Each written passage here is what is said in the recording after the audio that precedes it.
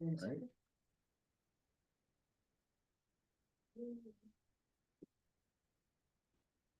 Recording in progress.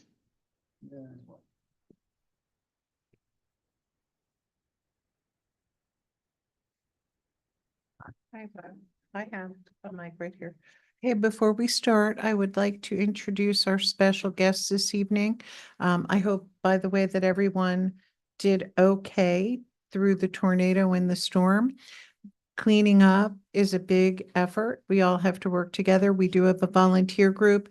We have some resources and handouts as you walk in the door, give you numbers to call and some references, and also neighbors helping neighbors in case you need any help clearing your lot.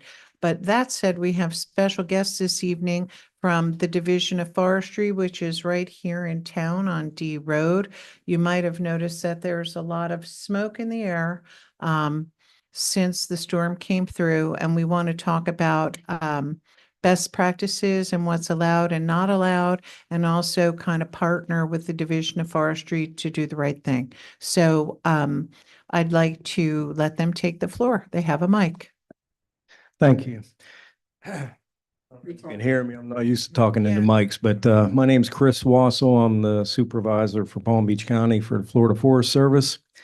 I've been there on D Road since 20 years or so plus now. As a supervisor, 20. And this is Ed Aldridge. He's my senior ranger, and he lives right there on site. And we were asked to come here today and talk about, I guess, some of the burning and what's going on with that, and the concerns that you may have, and also our concerns, and to kind of tell you what you're allowed and what you're not allowed to do. Do we have any questions at all right off the start that you'd like me to answer about burning in Loxahatchee right now? I understand why we keep burning, there's times that we can and cannot leave all of that. But I was reading comments that, you have to get a permit to burn, but like, is there like a certain size, or, you know, how does that work? Is there any burning that can be done without a permit? How does that work, please? Yeah, so how that does with us, we're the Florida Forest Service, and we permit agricultural permits only. And that's not zoned agriculture. That means if you have horses, you have a nursery, you have some type of business that we are trying as an agriculture, because we work for the Department of Agriculture. So, we're there to try to help you clean up your sites as you have your business. If you're cleaning up pastures, if you have debris from your nursery, trimmings, that's what our agriculture pile permits are for. So, needless to say, the hurricane debris, we have zero to do with giving permits for that. Now, what I am a little bit worried about is people may be throwing a bunch of things in there from the hurricane because they have an ag permit. So that's what we're worried about. And we know that I think a lot of people are wanting to clean up their yards, and so people are starting to burn, and that's not allowed. Any burning in Palm Beach, you need either a permit through us or the county, the health department, and it should be a permitted burn. Now, on our site, you might have read, or if you read from the Florida Forest Service, it's overall the state, because we work for the state. So some of the rural counties that doesn't have bulk pickup, they have yard burning or yard cleanup burning allowed. So that shows on our site, but I just wanted to make sure that you understand, and that's only allowed if a county or city doesn't have an ordinance that's stricter, which Palm Beach County does. That's like that they have to have somebody come out and inspect it and like all that. Well, first off, we need to categorize it. Mhm. There's resident. Yeah, before we can run down the line of what's required, we need to make sure we're in the correct category.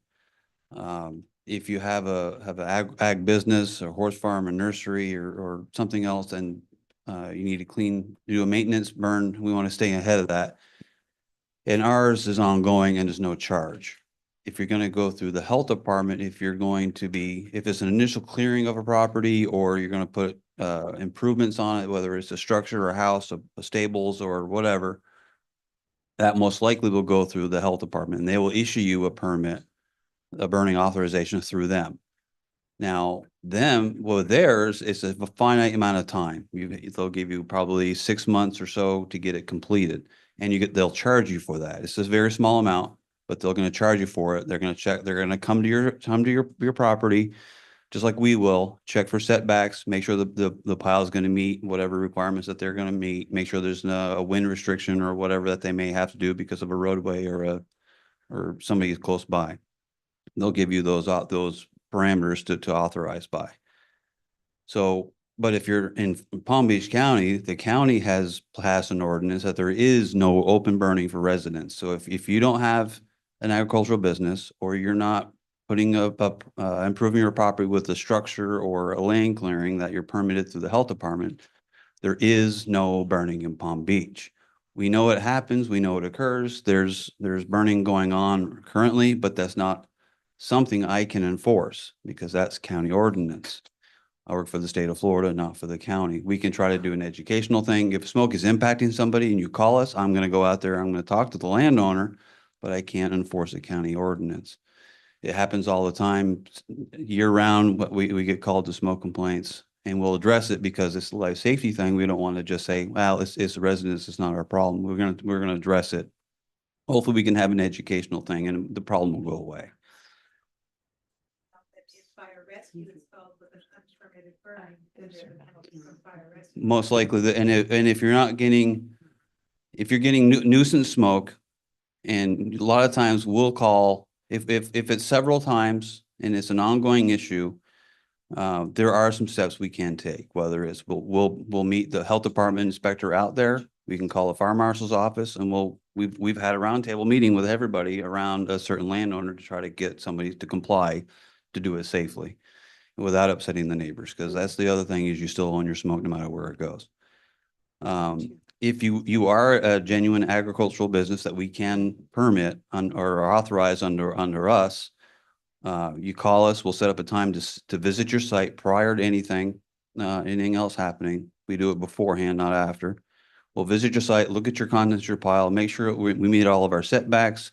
If there's wind restrictions or any other sorts of things, whether we need heavy equipment, water, or whatever else on the site, we'll talk to the landowner at that point. We'll give you a customer number and then you deal with us directly.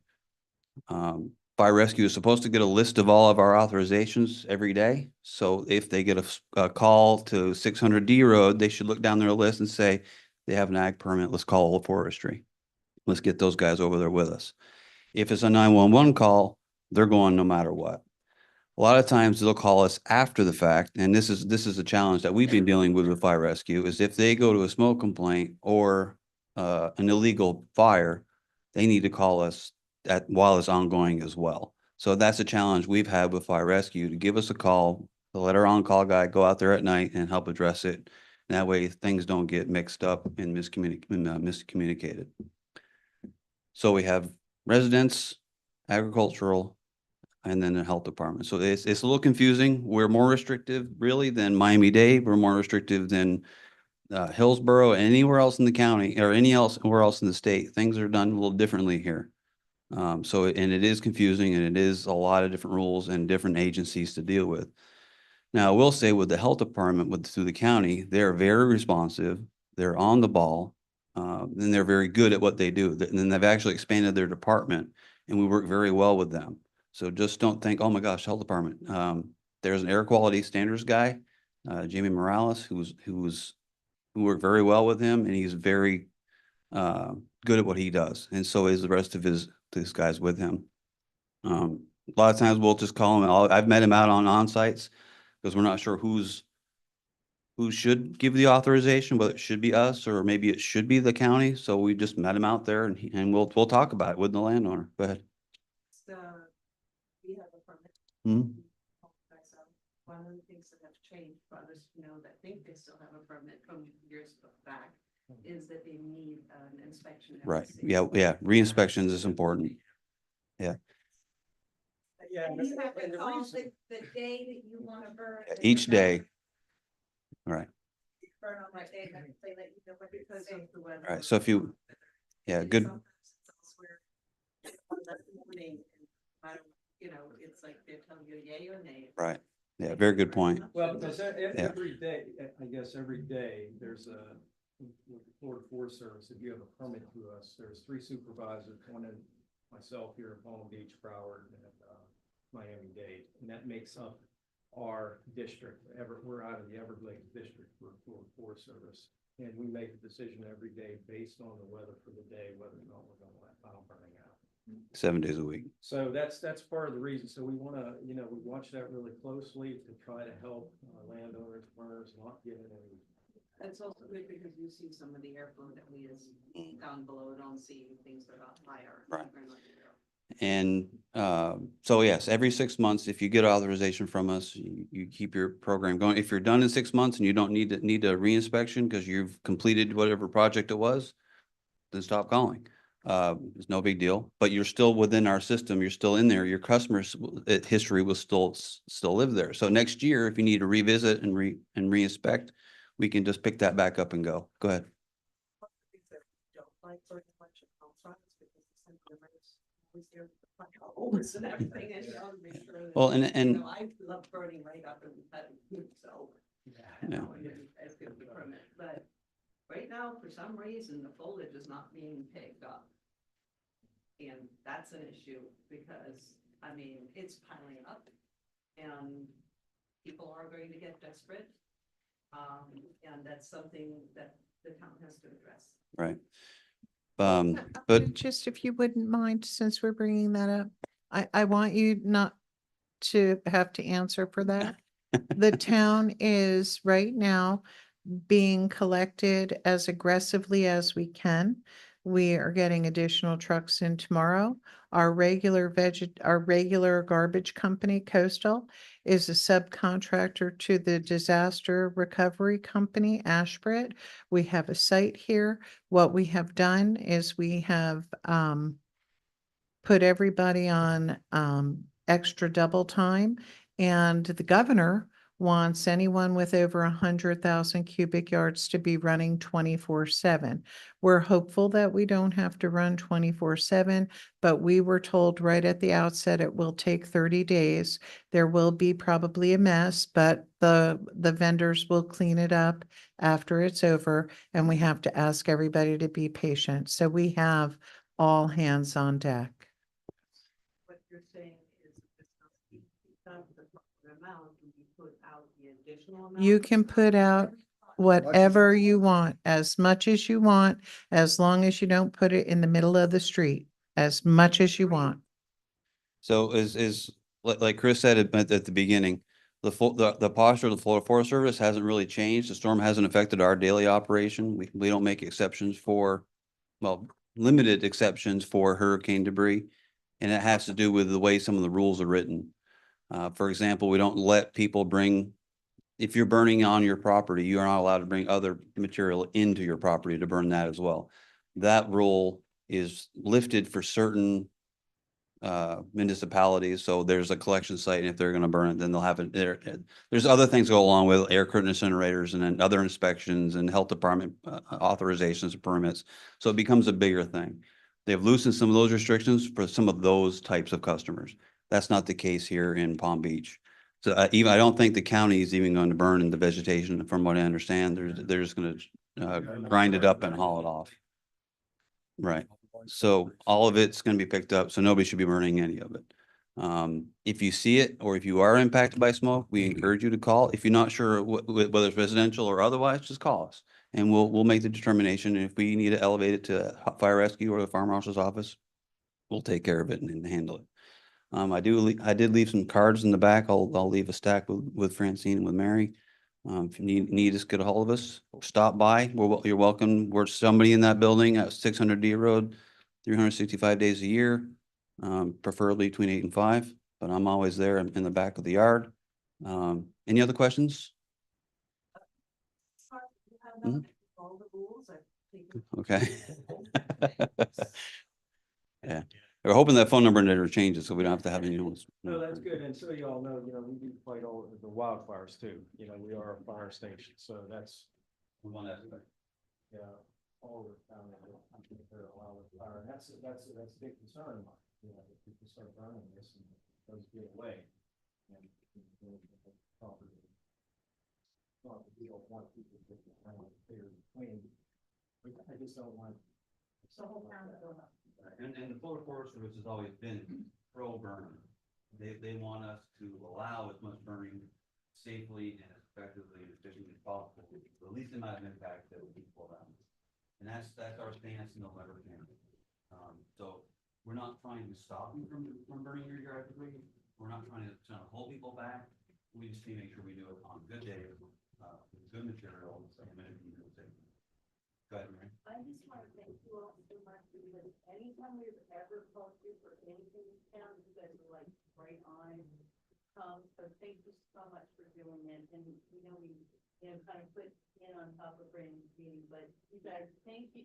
You guys are just so great. I really, really is very much appreciated. We don't want to take up too much of his time, so Thank you guys for being here. like I said, if you're not sure, please call us. Send us an email, stop by, however you need to hold us, please stop by. You're welcome to come by our station anytime, or certainly give us a call and ask some questions, or we'll come by your house. Give us your address, and we'll come by your place. If we find people enough, and usually we do.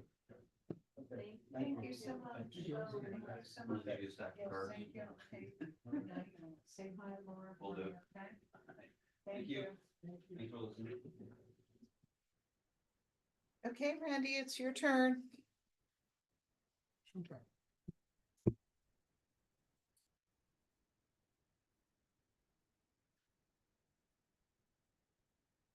afternoon.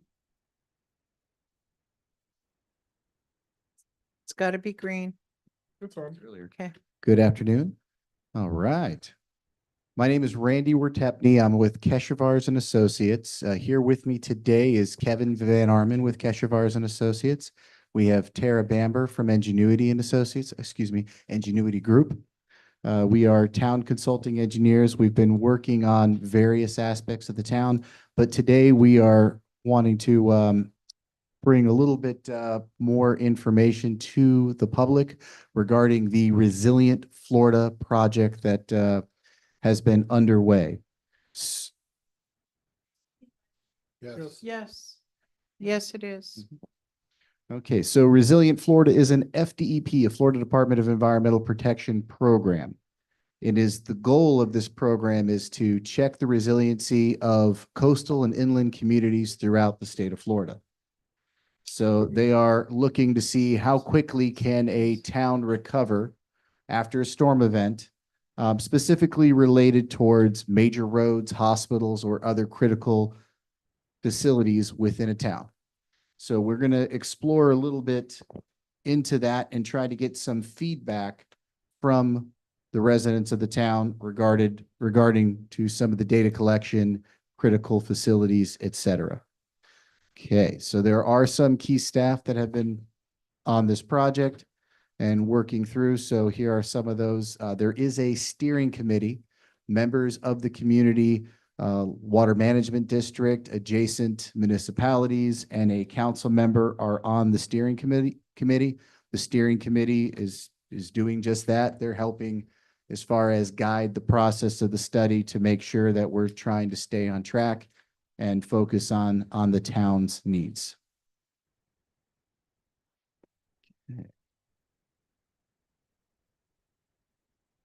Okay, just a quick overview of the items that we are going to go through. We're going to start with what are the goals and the timeline of the project, dive into some of the data collection we have already begun, get into the critical assets and the focus areas, and then also discuss the next steps of this overall project. Okay.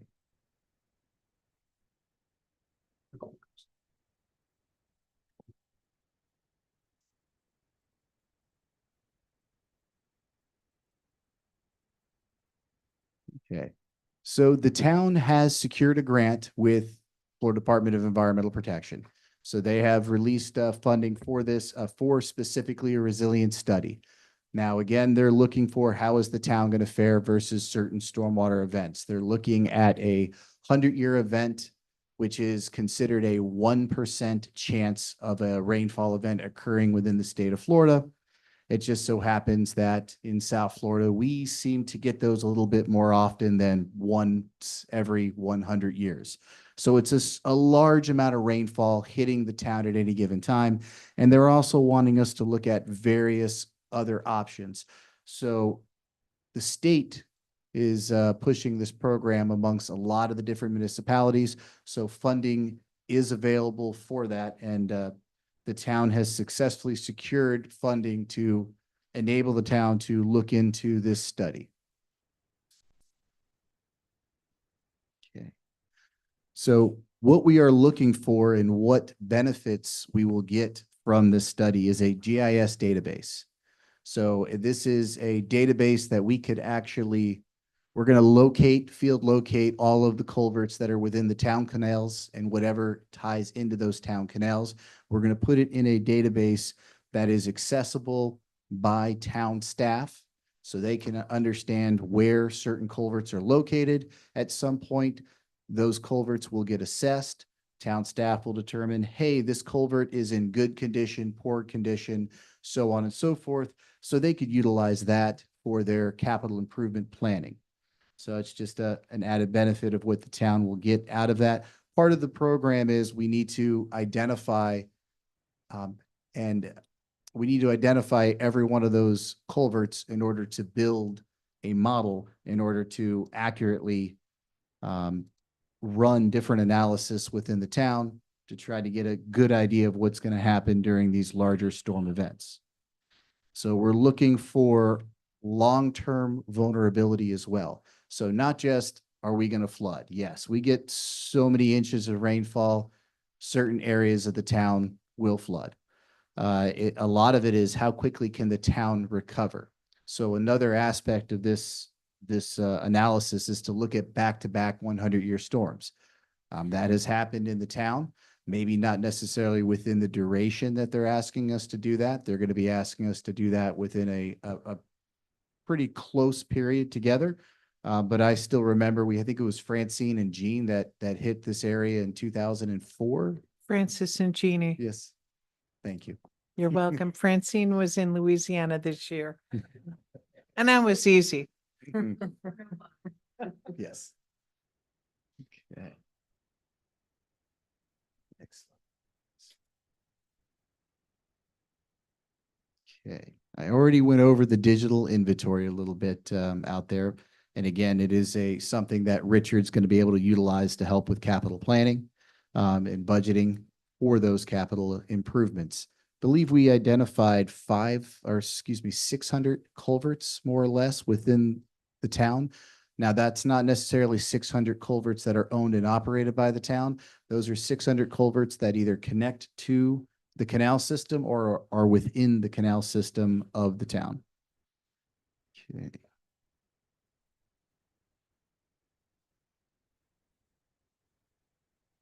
Okay, part of the benefits too is the reporting of the system and also to monitor. There are programs that every public works department is going to want to inspect a certain percentage of these per year. There are state guidelines for that. So it is a tool that'll also help them keep track of when they inspected a certain portion of the system and the condition on that date. So it is a living document that will be kept up with by Public Works moving forward. Okay. All right, a couple things to keep in mind regarding of what the study does not do. So it is a big picture analysis of the town for very large storm events. So it's not going to get into specific criteria. However, it could help the town with certain aspects, regulation being one of them in the future, understanding a little bit more of how the system operates. Perhaps they will use this model as far as updating permitting with South Florida Water Management District or different improvements that they can incorporate into the town to assist them one way or another. And this slide, I was just speaking on them. Go to the next one, please. Next one. There we go. I should leave that up for a moment.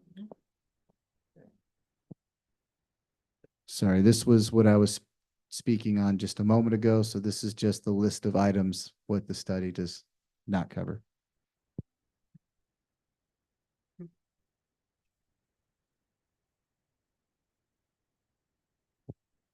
Does everyone have a comment card and an agenda, by the way?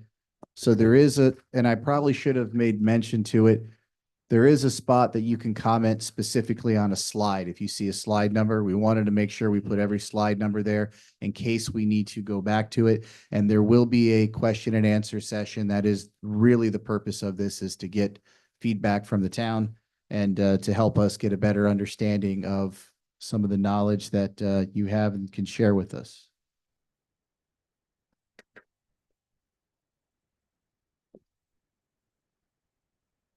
Okay, so this project started, well, it actually started several years ago, applying for funding from the state, and they finally released us to get started in December of 2023.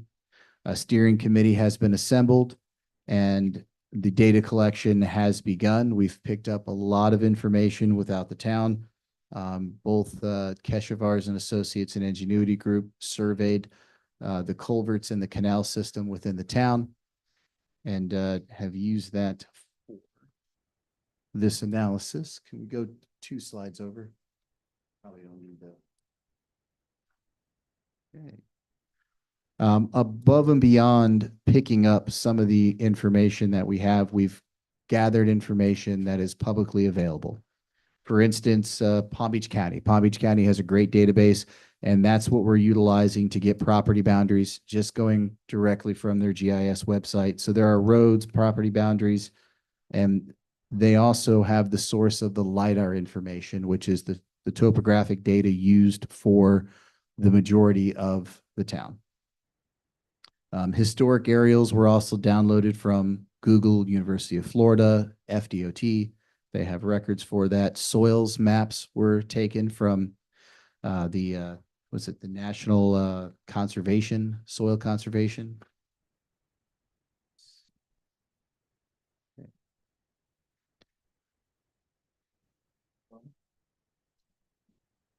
I do apologize. This is weird not having the clicker at your fingertips. Okay. So from this data, we have started to put together an existing conditions model. The model is just a way for us to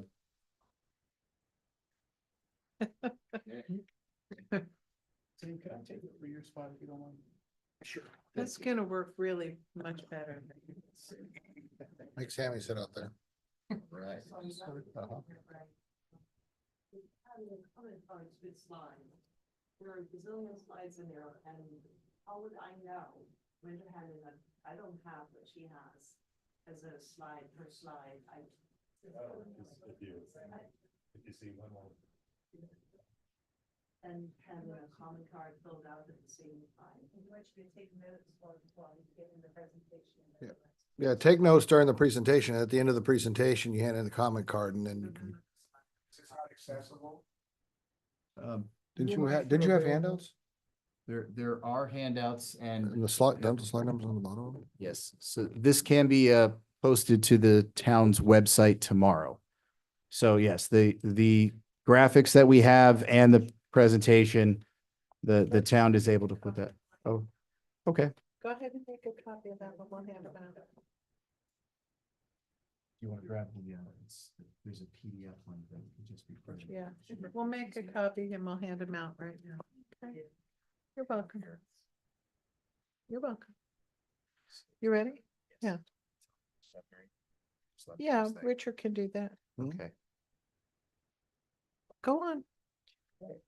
Randy, it's your show. Yeah. Or Jeff, did you want it?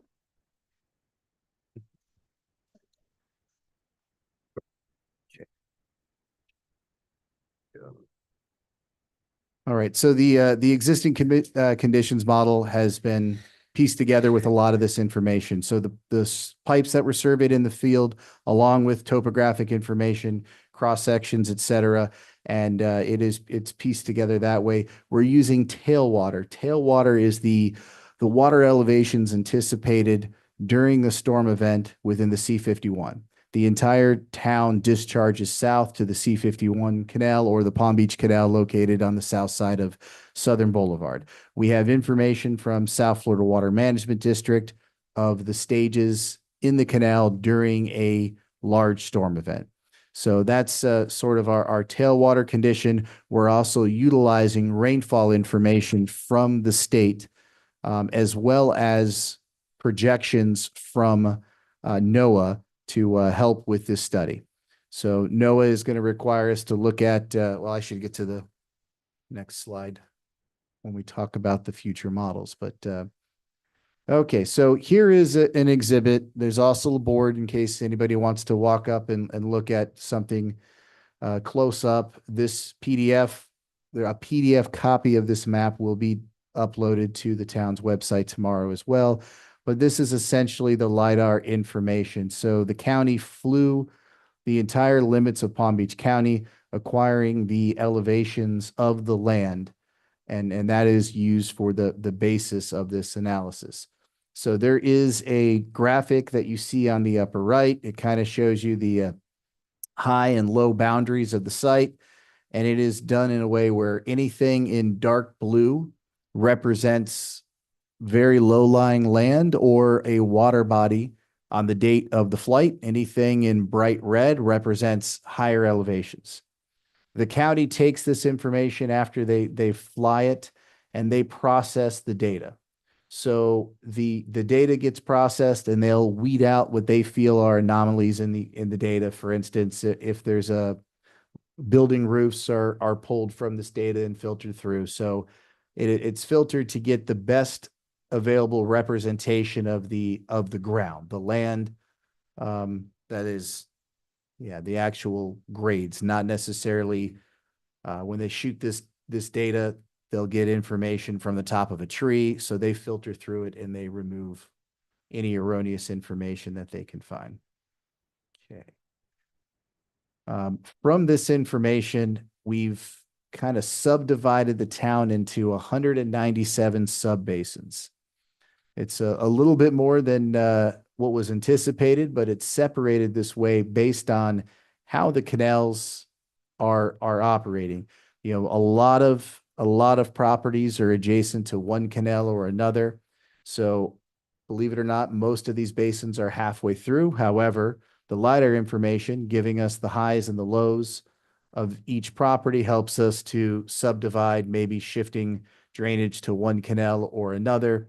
A good example would be when you're adjacent to Collecting Canal Road, where a property may have a culvert and a pipe connected directly to Connecting Canal, even though they're adjacent to A Road or B Road Canal. So we would shift their drainage to the south and maybe separate them from going to B Road. So, and every culvert that we've identified is shown on the various maps. In addition to, this is just the 197 basins that were delineated through the town, along with some metrics of what we've picked up and used for this model. Okay. So from there is a node diagram. This is just a place to, it's just a diagram really to set up the model with connections. This has nodes and links, and a link is just a pipe or several pipes that would take water from a basin and get it into the canal. A node is just representing it's a dot on the map that represents that basin that says, okay, rainfall is going to fall in this area, and it's going to fill up in the topographic information that was collected for the LiDAR, and it may discharge into, say, A Road Canal through 4 pipes, 2 pipes, whichever was collected. I believe at one point in time, the Water Control District had different pipe sizes based on acreage of discharge that were directly connected to them. And then in other cases, as land was subdivided, some people have their own drainage connection to the system. Okay. So the purpose of this assessment is really to identify key locations where flooding could occur, to determine what risk the town has or those critical facilities have for those. And this way, the town could utilize this information to identify potential damages or come up with solutions to help alleviate some of the flooding and or to improve the recovery of the system. So a future conditions model will be put together, running various scenarios, specifically with the scenarios we're supposed to be reviewing for the state statutes, but also to focus around critical assets and or focus areas. A large part of this study is to identify what the town considers are critical assets, to see how these specific areas are impacted during a storm event, and how soon could they be recovered or available for use of the town. So typical examples are listed on the left. The items on the right of the screen are the critical assets that were identified by the steering committee. So, and that's another thing where we're looking for input, if there's any other assets that the residents of the town believe should be considered critical, so it can be studied in a little bit more detail. So here is the map of the various assets identified by the steering committee. But again, we'll look at and consider adding to that. Any recommendations by town will be brought back to the steering committee to make the final determination of including in the study or not. From there, focus areas are also a point of contention, or not contention, excuse me, are a point of interest. Are there any other areas that the town wants to put a little bit more effort in studying and see if any improvements could or could not help that area? Okay. From here, this information will go to the steering committee and the modeling will continue. And then on the next public outreach meeting, which we're hopeful to have in early 2025, is going to discuss the results of the exposure and sensitivity analysis. So how much inundation to certain areas the town will have during those larger storm events, back-to-back storm events, so on and so forth. We'll have the final critical asset maps and focus areas. Okay. And then this all will end with a formal submittal and a report to FDEP as a part of the grant. Okay. So at this time, we'd like to actually hang on. Here's the Yes, you may. Here you go. Thank you. I don't want to jump something. Mhm. All right, we'll do that next. Okay, at this time, we'll open the floor for any questions from the public. Okay. Oh, let's, do you want on the microphone or? Yes. Yeah, I do think the Yeah, because microphone. it's being please. recorded, so. Yeah, If you grab a microphone so we can pick it up online. that'd be Yeah. great, please. We have people viewing online. Yeah, Here was the first question. right here. Stand. Whatever you wish. Hi, good evening. I got a couple questions. First being, I'm new to the town, just purchased some property here. And, has there been any type of mapping prior to your funding for this survey and this study? There has, I believe it was in 2000, it may have been in 2002, the Water Control District put a model together and they mapped it. I believe they had a total of 11 basins throughout the town for that study. So it was a much higher level analysis that was. Because you said utilized. now you're somewhere around 187 now, Yes. didn't you? Mike? So for the purposes of this analysis, we just broke it up into 197. It allows us to look at some of those critical asset areas in a little bit more detail. Right. So, I think this is great, and whether you're able to answer this question or not, other municipalities such as Wellington, they've previously gone through this for collecting services for how many acres you have to how many, how much water you can store on your property for flooding, for alleviating flooding. So from what I've gathered from your statement here is this is for risk management of more or less schools, hospitals, post office.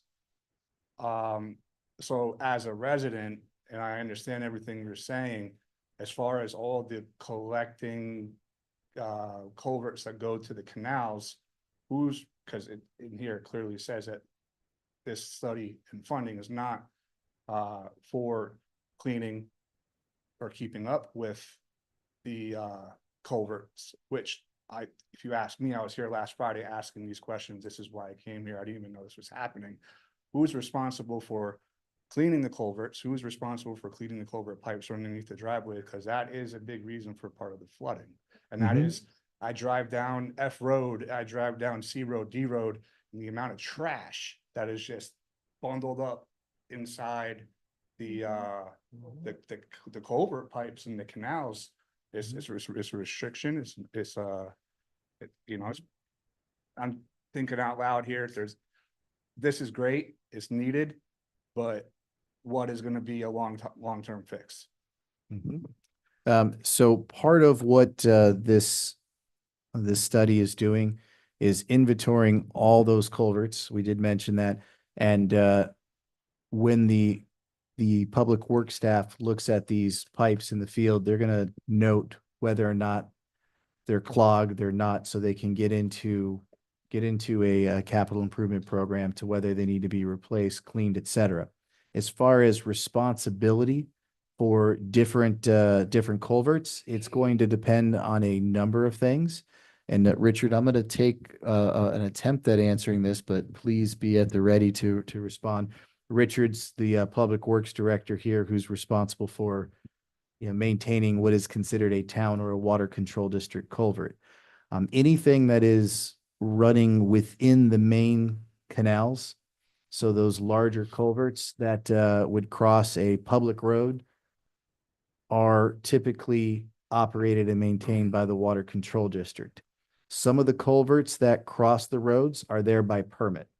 For instance, if a property owner wanted to put a driveway over B Road Canal, they would get a permit with the water control district or the town. At that point, if they're there by permit, they are responsible for cleaning and maintaining and the integrity of that particular culvert.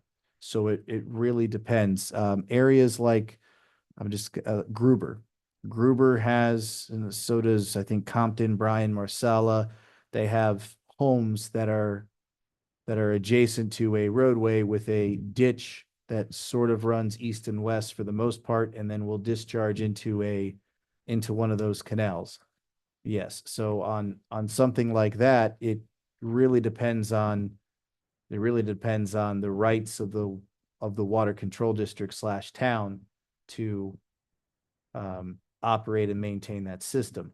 For many years, the water control district maintained anything within the main canals and did not maintain any of the secondary systems. Yeah, it's pretty accurate. Most of the easements, if you read the easements, it says that the perpetual maintenance of the swales and culverts are of the owner, not the district or the town. The district, and through the district, obviously the town, maintains all of the main canals, A, B, C, D, E, F, Folsom, G, North Road, a collecting canal. There's one road where the easements specifically state that the town will maintain the culverts. The rest of the easements that I have viewed are either to the property owner, or some of them specifically state the grantee is to maintain the culverts and the swales. And typically anywhere, that's typically the rule. In Wellington and the acreage, Jupiter Farms, any of these rural unincorporated areas, typically the your front yard is your responsibility. So if your driveway culvert collapses, you're responsible for replacing it. What we have been doing is as people tell us, their culverts are collapsed, we send our code enforcement folks, send them a letter telling them that the culvert is collapsed. If it's creating because obviously if it's collapsed, it's creating a nuisance. We have a provision in our code for nuisances. So, because if if your neighbor's culvert is collapsed, causing your yard to flood, that is a nuisance to you. Therefore, it's a code violation. So we have code enforcement sends them a letter, a notice of violation saying you need to fix this. We obviously have to give them time to fix it. We can't demand they do it the next day. So it has to run through its process. There is, in which, Francina and I have discussed this about, if it's a bad enough collapse and we have to remove it for for safety, for life safety or anything else, then we pull it out and open it up and then they have to figure out how to put their driveway back. Because if it's creating enough of a flooding problem that it becomes a risk to structures, homes, and people's properties, like to a point where their houses are underwater because of this resident's inaction, then the district will have to take some type of action, which obviously that resident's not going to be thrilled Well, about. I We would have like not done that yet. I want to step back for a moment. Everything that Richard said is absolutely true, but between Richard and Randy is a missing piece of information. And that is that there was a lot of development in the town that was subdivision development. And that subdivision development considered the drainage to be through swales and ditches and so on and so forth that would be maintained. They have not been maintained, and those are not the large lots that we have in the rest of the town, as you mentioned, that can store their water. So we have had a first reading of a change to our code that would allow a voluntary program for a neighborhood to come together and say, look, this hasn't been maintained. We're willing to go ahead and recreate the ditches or, partner to get, more consistency in the culverts among the neighbors. So there's a way to do it with a voluntary assessment as well as a way to do it with a nuisance. And by the way, when we say something is a nuisance, we have worked with everybody who is a neighbor and has a problem with their culvert. And wherever we can connect a public right of way to another public right of way, we step in and try to solve that problem. I think it's important to say those things. Right now, we've identified about 100 areas in town that are in need of some type of retrofit or solution to fix the overflow or the lack of maintenance and so on. Well, no, I'm gonna bring that up. No, I'm gonna answer that one too. Earlier on this year, we talked about that we need to blow out all of our culverts, and we've talked about it. And guess what? One of the reasons why we don't do it is because we're not sure that we wouldn't collapse the culverts if we actually cleaned them. We looked at the contract that we could enter into, and we looked at a couple different ways of maybe doing a small project to assess them. But I want to come back to this project and say to you that Randy mentioned to you that we did a study in the year 2000. In the year 2000, between then and now, a number of culverts have been replaced. And what I have asked Randy and Kevin, and to the extent Tara can, if there's a way to identify the year that the culverts went in, because if they're newer, there should be less of a risk to clean them out. It's the older ones that are a problem. And we know that we have 50% blockage on the ones at Okeechobee, for instance. So our real risk is if we blow them out before we can do a condition assessment, we might create a bigger problem than we currently have. And I know I'm not technical, so fix it up if I said it wrong.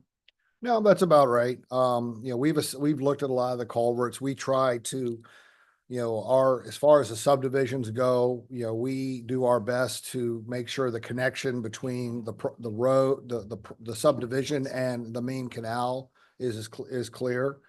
A lot of times what's happened, I mean, there's one property right now that I drive by and just cringe because the property owner put his culvert at the right location, put his thing at the correct elevation when he built his property. But the person downstream from them 40 years ago, when they built their house, just threw a culvert pipe in the ground where it was, covered it up with dirt and walked away and refuses to do anything about it. At some point we're trying to be, because we don't want to just drive into people's yards, dig up their front yard and pull their culvert out and say, here's the bill. Because I don't think anybody wants that. So we're trying to work with the residents. Unfortunately, this process takes time. As far as to address the trash in the canals, we do our best to remove, because you're right. You go to any of our gates and go look in the gates and you'll see it looks like the solid waste authority just took the dump truck, backed it up and dumped it in there. Probably once every 2 weeks, we're in there using the big extended arm excavator to remove debris from all the A, B, C, D, E, F and Folsom canals, where they meet up to Okeechobee, because there's the head wall there and it all stops there. And then we're at A, Folsom, taking grates up and scooping stuff out with a pool thing, like we're cleaning our pools out, or the D road gates. That's why we have a boom across the D canal, so it doesn't get caught up in the gate mechanisms, because there's that much crap and it's people just driving down the road and out the window it goes. I watch people do it too. I mean, trust me, I'm sure it is. It's like, Yeah. resident, and a lot of it goes Mhm. out on the road and then it blows. I actually stop and pick up pieces. Oh, I've stopped many times. Yeah. I have one of those pickup sticks in my truck that I keep generally with me and take garbage and because all the time, and it's ridiculous. And down Okeechobee Boulevard, cigarette boxes, people just out the window. And I've sat on Okeechobee Boulevard, doing work or whatever, and see somebody drive by and see a soda, plastic bottle flying out their window because they, God forbid, they just take it to a trash can. So And we have another question back here. A couple of questions. Is there a map of the culverts that you have found? yes, Okay, Yes, there is. okay, so Francine knows my property very well. I do. We have, for 12 years, I have fought for collecting canal not to backflow into my pond. The town says that it's the residents have to take responsibility if the water comes to the properties. What about the town taking responsibility for the water from the town roads and the canal coming to our properties?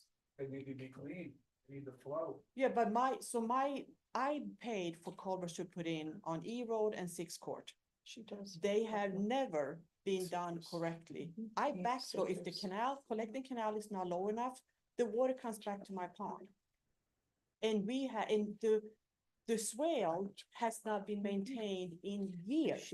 We cannot get water out. If it's not pumped out, there is absolutely no water coming off my property. right. And you and I have discussed it. That's one of the Yes. issues on E Road that we have to go through and upset a lot of residents because we're gonna have to take down a lot of trees and put that road back where it's supposed to be. But also, we have to drain north. We don't drain Yes. south. We Yeah, you drain north, you drain the collecting canal. Yes, but Mhm. I mean, it's not, if you just go and look at the culvert that sits under collecting, you can see how much higher that sits compared to where I have the culvert on E Road Mhm. from east to west. Yeah, So we, there's no way I can get my water off if we do not pump it. we actually have it in our budget this year. It was passed when we did our budget this year. One of the line items was to start the process of the design for not only your neighborhood, actually from D, actually, I'm waiting for him to give me a quote, from D to F, from collecting canal to Southern, to address that entire area, because the entire area is a problem. It's not just your property, it's all of them. has been raised a minimum of 12 inches. All that water is not coming into my property. And I have nowhere to get it, ER6. Right, there's no swale on Citrus either. And then somebody put a mound of dirt in the middle of where the swale's supposed to be. So that has to be addressed. Mhm. Water to go anywhere but on the properties. Put a backwater valve on it so it doesn't go on your property. How? She's correct. How? We should How get do on the they- phone. But I mean, that's Shut her off. probably But the right that's thing to do, if but I'm keep the water off the responsible, property. but if I'm responsible to keep my water on my property, why is the town not responsible to keep their water off my property? Yeah. I dealt with this for 12 years. And it's gonna be addressed. It's, like I said, it's in this year's budget to start the design and in next year's budget to start actually doing the work. It's just gonna take a lot of time and money. Cause we can't just fix your property. We have to fix them all. You know, so, Mhm. Everything goes. to Yeah. my property. well, the first thing we're gonna do, and we're actually, one of the things we're gonna start doing this way, we haven't told the mayor yet, don't tell her. Is we're gonna start removing, because we gotta realign E. That's the first thing we have to do, is realign E. Because E is off by 30 feet to the west. So that's the first problem. all connected. Yeah. Yeah, it's all interconnected.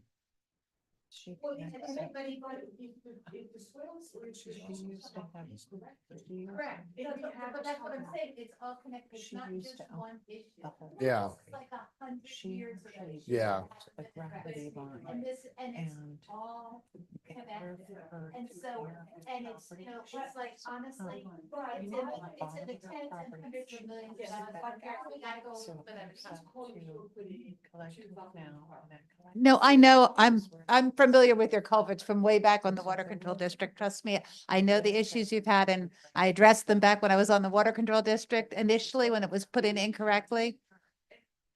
Right, and, I know. right, and, but we are actually starting to actually really address drainage. I mean, that's the, that is starting to happen, but it isn't gonna happen overnight. And it Yeah. isn't just, and it isn't just a one thing gets fixed and then it's all gonna magically, this is a huge and pervasive issue Yeah. throughout the town. We keep pumping. We Right. pump the water. I mean, we Yeah. still have to keep pumping because the Yeah. pond fills up and we have Yes. nowhere to get rid of it. Yeah. File for This one. an FDA permit, you hire an engineer, This look, one it's is smart. thousands and thousands and thousands of dollars. Unfortunately, because I know I'm familiar with your issue as well. Like Francine had mentioned, there was a lot of subdivisions. Essentially what happened was in this between, Well, wait, let's go way back. 50s and Essentially, what 70s. happened was there were historical drainages between every section, which is 20 acres.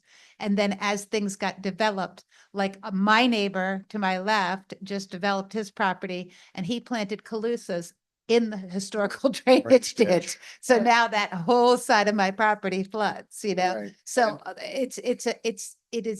it's such a huge issue and we really are trying to address it one thing at a time. And I know that sounds lame. Yeah. Seem the yeah. same between town and homeowner. If you don't have permission from the homeowner and the town doesn't want to go in and investigate an existing culvert because it might. But we are, collapse, we then have get to. property. That's part of No, what no, this we are is. investigating. Pumping That- before it's We are excavated, But that's- taking a buck out, moving it. We are investigating. But we If are. your I cul- didn't if your say- culvert levels are here, you have dirt up to Yeah, halfway up exactly. it, you gotta get rid of the No. dirt, everything's gotta flow. Yeah. Correct. Dirt, the- We are one little section at a time, as much as we can afford. That's what and we're. we have 30 miles. Yeah, we So- have 30 miles of canals, of main canals. The biggest issue is these, originally, the original plat of Loxahatchee Groves was 20-acre parcels. Those 20 acres, there were the speculators that came in, bought them from Loxahatchee Groves Investments, bought these 20-acre parcels, like Casey and Gruber are perfect examples. Somebody came in, bought two side-by-side 20-acre parcels, slapped the road in the middle of it, subdivided it all out. They bought it for $5,000 for each 20-acre parcel, and then sold each 1-acre parcel for $1,000. Did absolutely nothing but put a dirt road down the middle of it. And there's certain areas that don't even have swales at all. Like it's insane. Like your road, you at least have something that looks like a swale. There's another road that's one road west of you that has nothing, absolutely nothing. Like, I got the talking stick, Mary McNicholas, Raymond Drive. What I'd like to know is, since we have a very similar situation off Folsom Canal, the only time we flood is when it backs up into us. Okay, so and do you want us to write that under here on like the problem focus areas, issues that we have or not? Yes. Okay, that's the idea, right? The other thing I want to say really quickly, so that everyone here knows this, the most important thing we can get done is this vulnerability study. this is the 'Cause first part. if we don't get this done, it's very difficult to really tap in and utilize the rest of the funding that we can get through or that we've gotten through Resiliency Florida. And that's really the 10,000, mile, whatever, 10-mile looking down, whichever. Okay. I just have a question about those nodes. Where will the nodes go? What area? And can you walk on them? Can you build on them? Can a 1,500-pound animal safely be around them? Because when I look at the map, it looks like some of them are going through properties. So how does that work? So it is just a folder for our use of the modeling software. Yeah, it's saying that you have, 40 properties and 200 acres and. But aren't you going to put something, aren't you dotting into? No. Oh, No. Okay. It's just to It's add like a- point It's an every imaginary time. dot. Okay, so nothing's actually going where that dot is. No. Okay, but you'd be dotting me now. I wouldn't do that without your permission. But yeah, that just adds up all that area, takes all that. Bye, Mary. rainfall And helps us divide it along that canal. So it's not just like, here's 8,000 acres dumping into a canal, which is what they did on the first model. It was all one basin. The C-51 study is one basin. So there's no way to tell if you have a 36-inch pipe and a 48-inch pipe. Are either of those big enough, because everything's just one number. This way we have 500 different pipes. I think we're looking at about 200 of them as main pipes, and we can tell for each of those pipes. Sorry. We could tell on each one of those individual pipes now approximately how much land area, how much volume. So we have a much more detailed description and a much closer idea if there is a problem of where it would be found. They are not real. We are not building them unless you want us to. Please put that on your comment card and we'll. Okay. Okay. So I've got a whole bunch of problems. Since we were on the money issue a minute ago, this is what we're filling out, I'm guessing. And this is a $3 million bit with a 50% match. We do not have any matches because we are designated by the state of Florida as a rural community.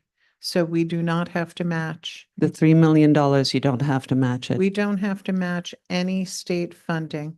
If we apply for an economic grant through the Rural Infrastructure Fund, that is a different story, but it is not matching with Florida Resiliency or any other state funding that we get. We don't have to match. Is this application available for the public? How it was filled out? Any of our grant applications can be made available to you, and they're not only available here, they're available where we applied. Okay. So you can certainly have them. Thank you. The other problem I'm having is the maps on the agendas. I understand you have to try to put them on, a website, and it's hard to get that much data in, but it's really hard to read these maps. So can I get the actual maps loaded onto thumb drive or receive them in some sort of manner that it's actually legible?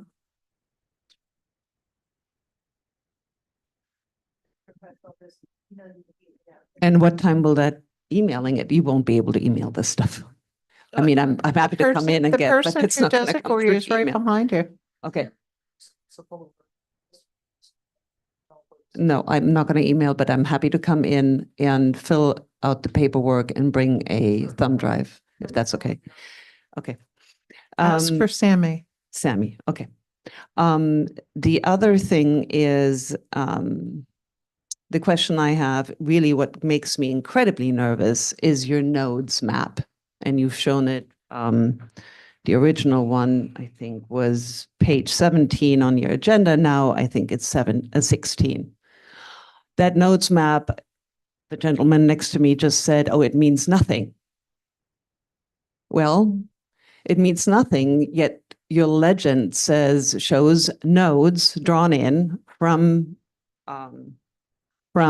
a canal stage storage with a line drawn in as a node into a drainage basin storage, 5 acres into property, and often in a very high area where it doesn't reach any water whatsoever.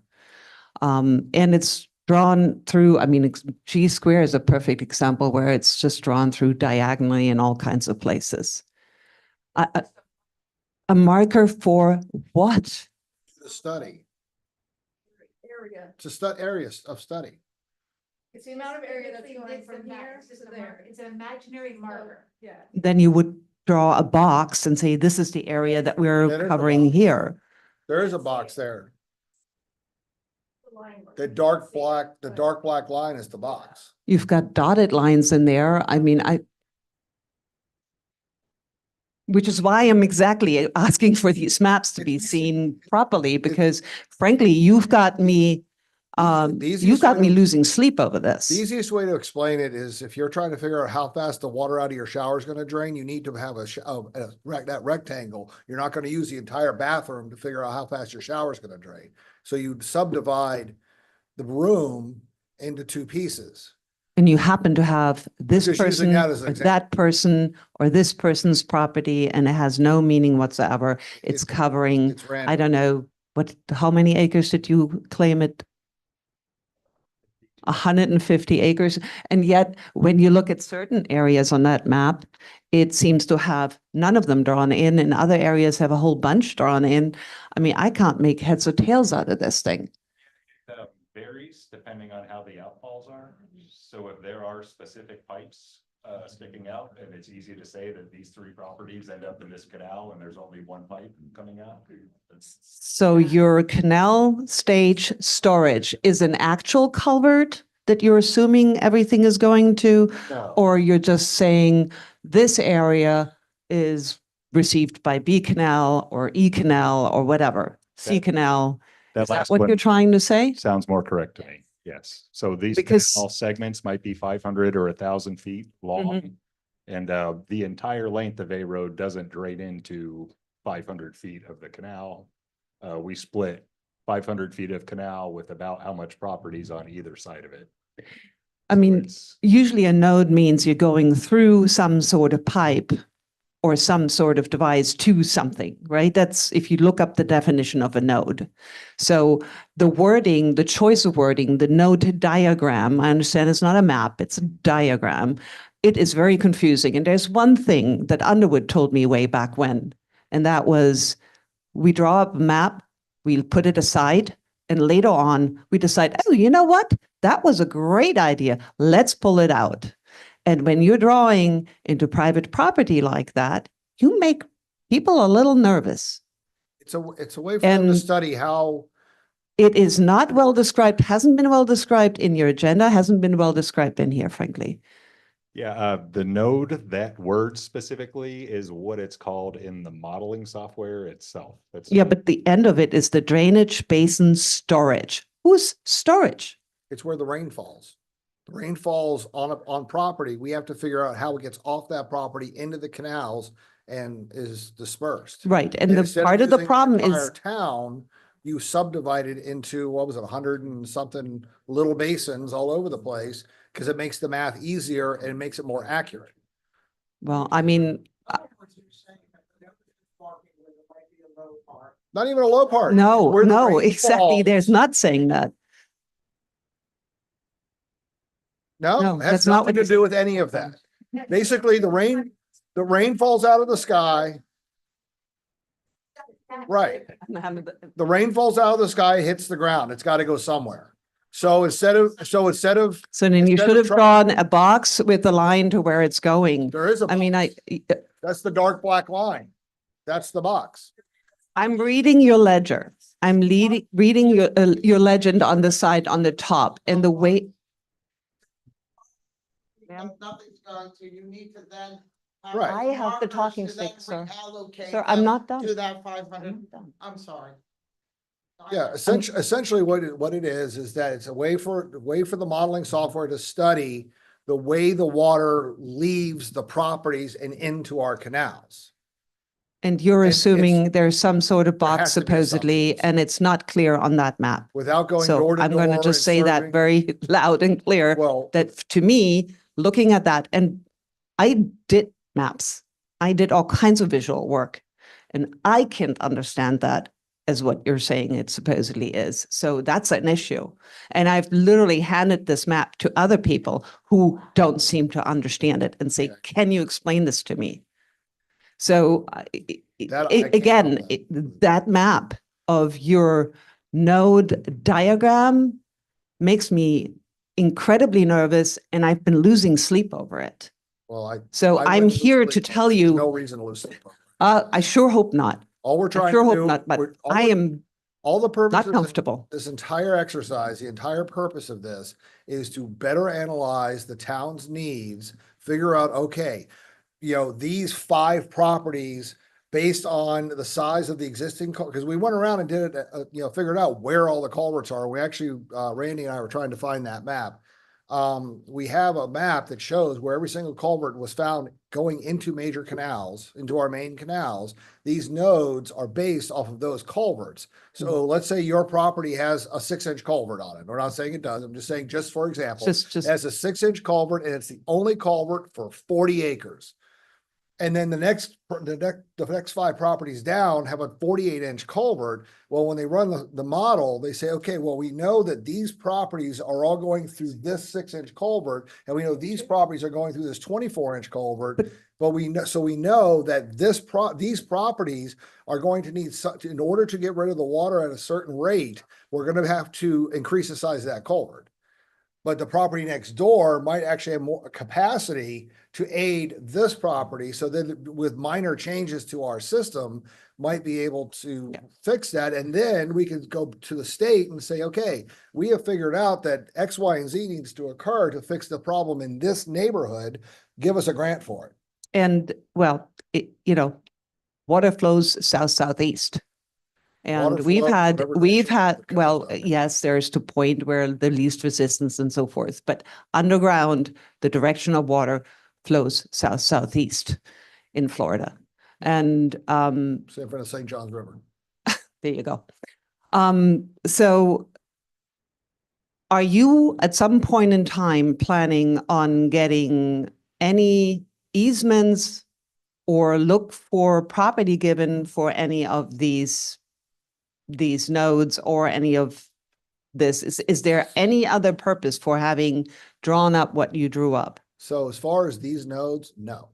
I can tell you, because of changes to the South Florida Water Management District rules, this town is going to have to start treating its stormwater before it enters the C-51 canal.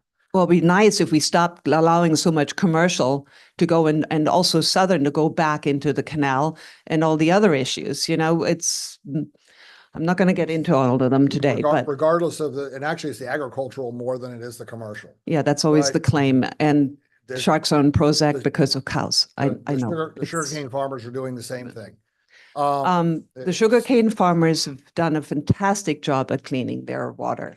Well, hey, the good news is the state of Florida makes any property over 10 acres comply with its best management practices. So therefore, those agricultural properties should be the best among us. So we could move to the next topic, Richard. But this is exactly why I am always nervous about this, because you're talking about the garbage that's in the canals. And at the same time, you're saying that the agricultural properties are the problem. They're not the ones that are depositing the garbage. And we've had a lot of roots, et cetera, in the culverts. And if you remember, Yohi was working hard on getting some of these culverts cleaned out.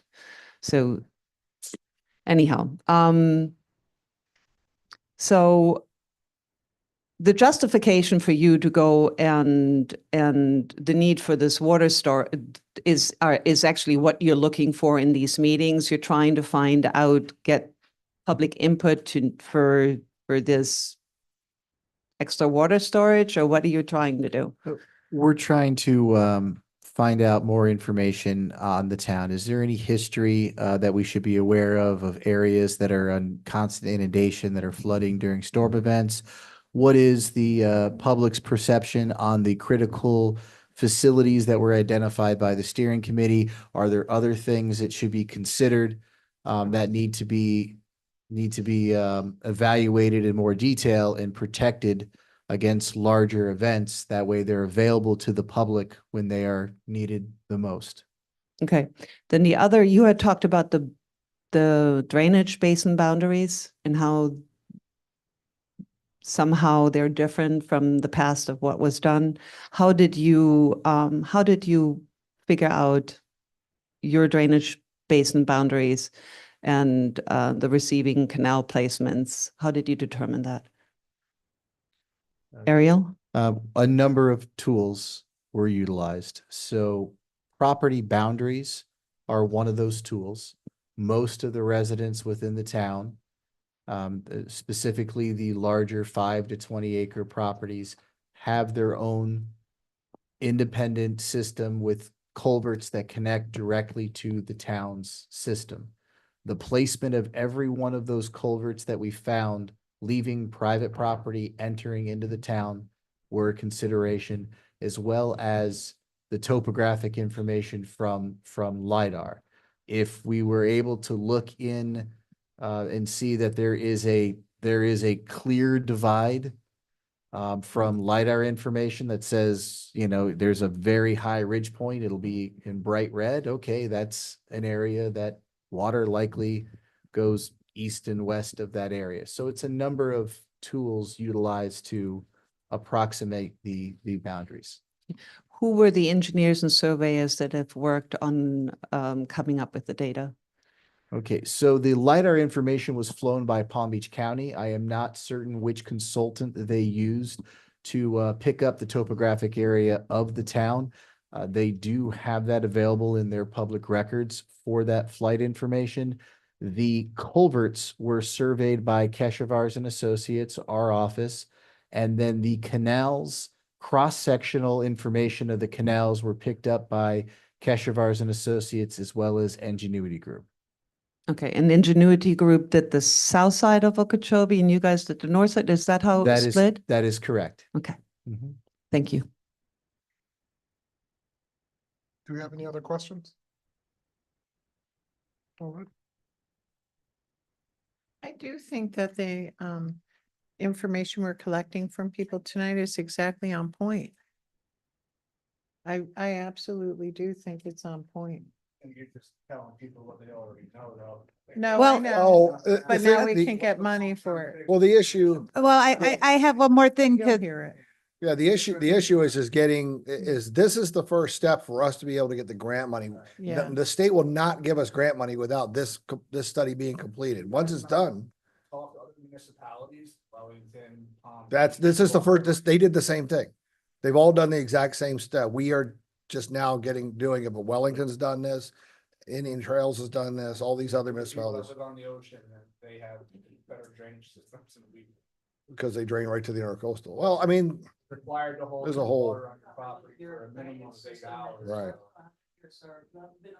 okay, so what I would like to say is that as with most things, and we've seen this, Francine, this week with a lot of the questions that have come up with the storm recovery, and I've been trying to field and answer a lot of them on Facebook, and Yes. I know you've probably had more than I have in here in town. I think education is huge. Huge. And I think that it's a huge thing that's missing, did, Mhm. I have to assume that my neighbor didn't know that that was a historical drainage ditch that he planted his calusas in, nobody would knowingly do that, right? So I think that some piece of this has to be an education piece. What's your responsibility? What's the town's responsibility? Where do the two co-join? Where are they completely independent?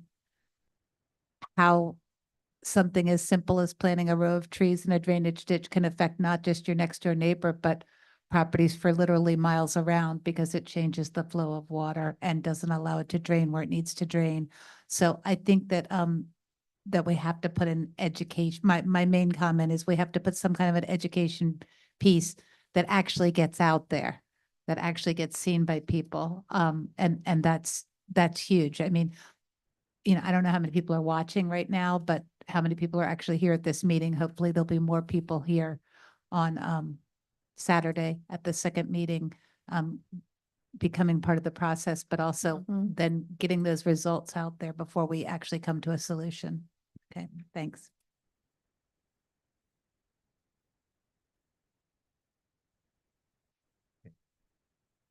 All right, so moving on towards the critical asset locations. So this is these are the areas that were.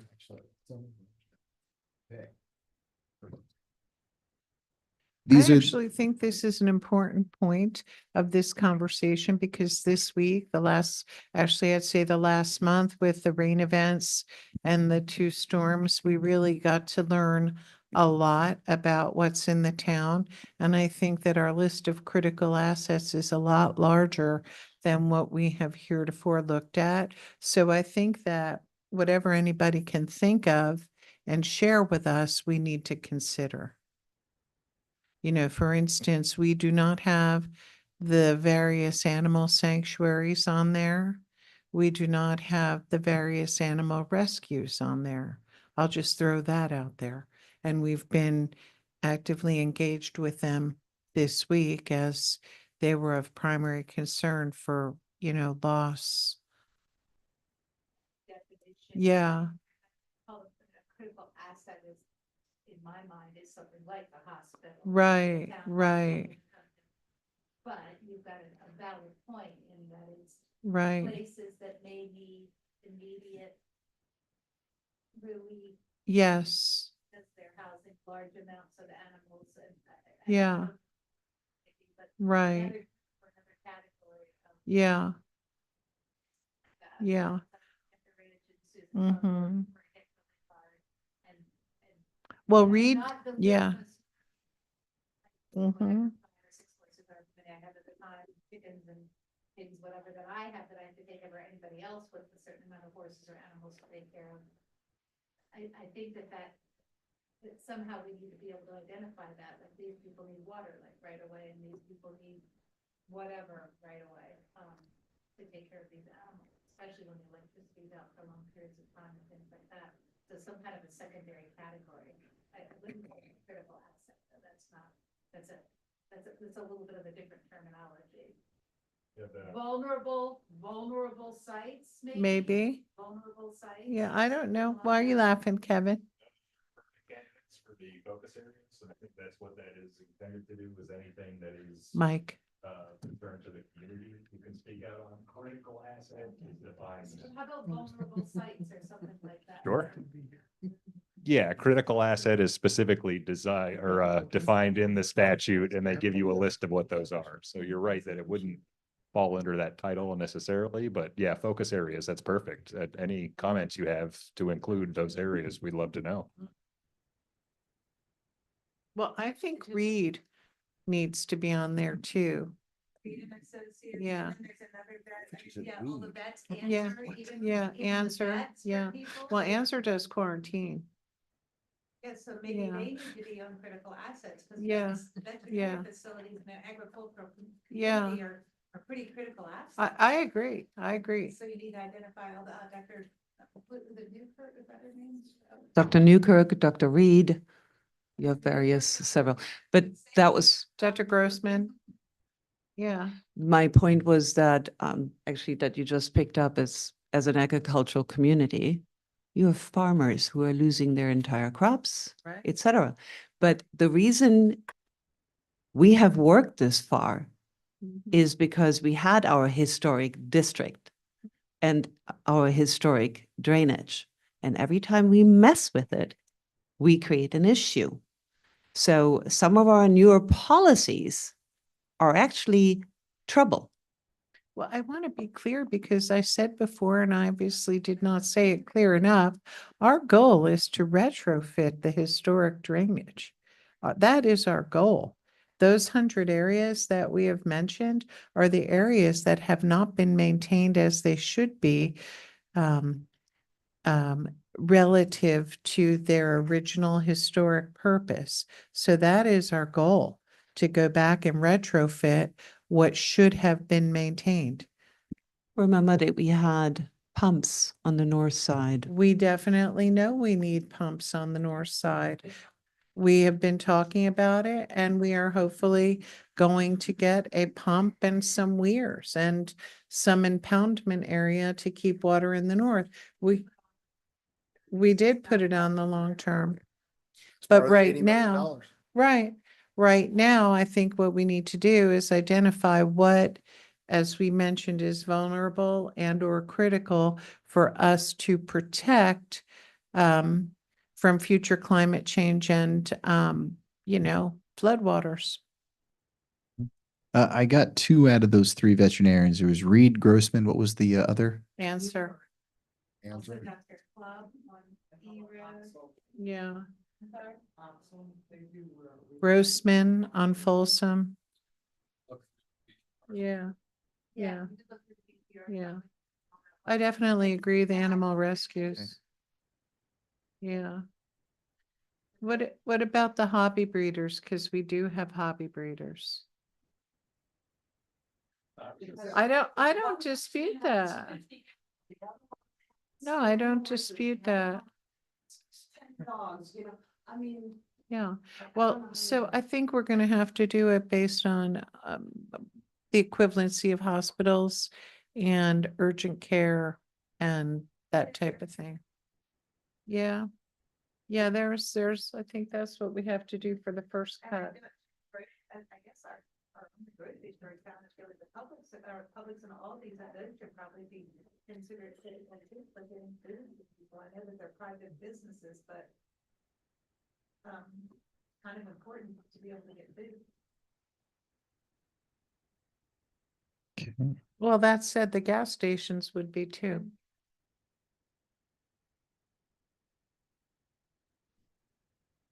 You're sitting back there all by yourself. Come up and join the crowd. Okay. I think simple critical is getting flown under Okeechobee.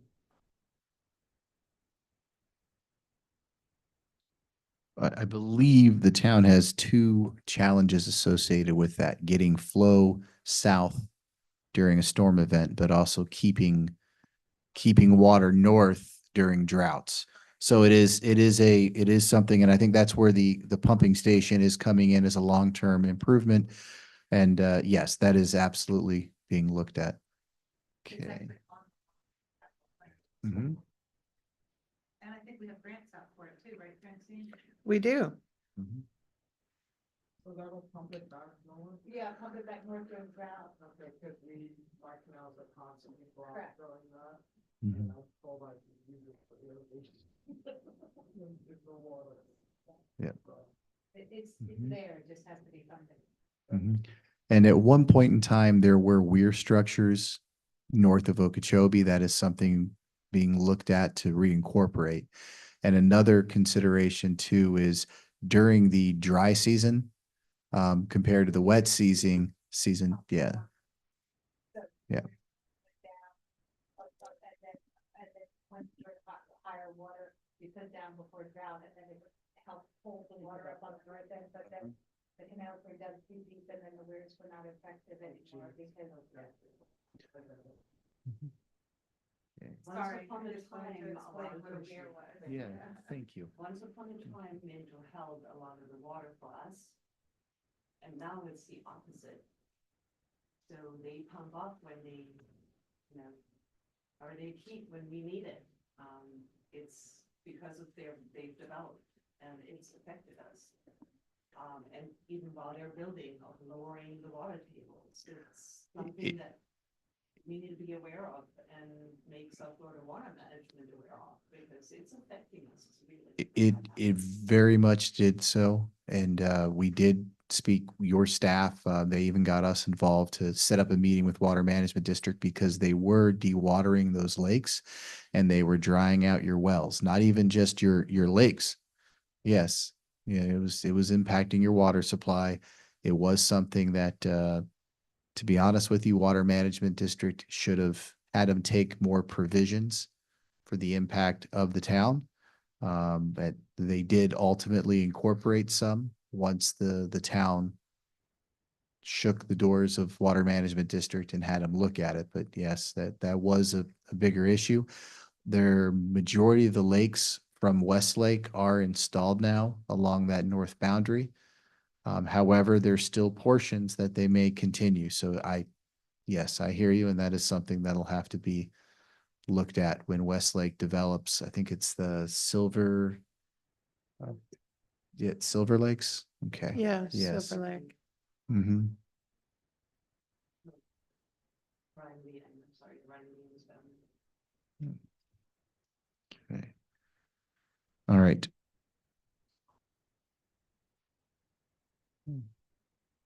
Okay, so it's well, it's still, developers are looking at that.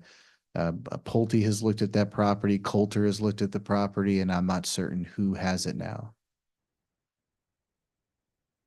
Mhm. Yeah, and at one point in time, I think they were even looking at access or secondary through the town, and that's something that has been, oh, well, no, the town has pushed that. Mm-hmm. All right, just to recap some of the critical facilities: urgent care on B Road, the Publix, Aldi, gas stations. As far as the secondary assets or the vulnerability areas, any veterinarian clinic, and then the town's going to look up those business receipts or the code so we can identify the properties. Okay. Right. Believe that concludes the presentation and or the feedback we were hoping to get. We really do appreciate all of your time. If there's any other questions or comments, I'll happily try to go over anything here. And we'll be back here again on Saturday from 10 till 12. yes, Saturday morning here, 10 to 12.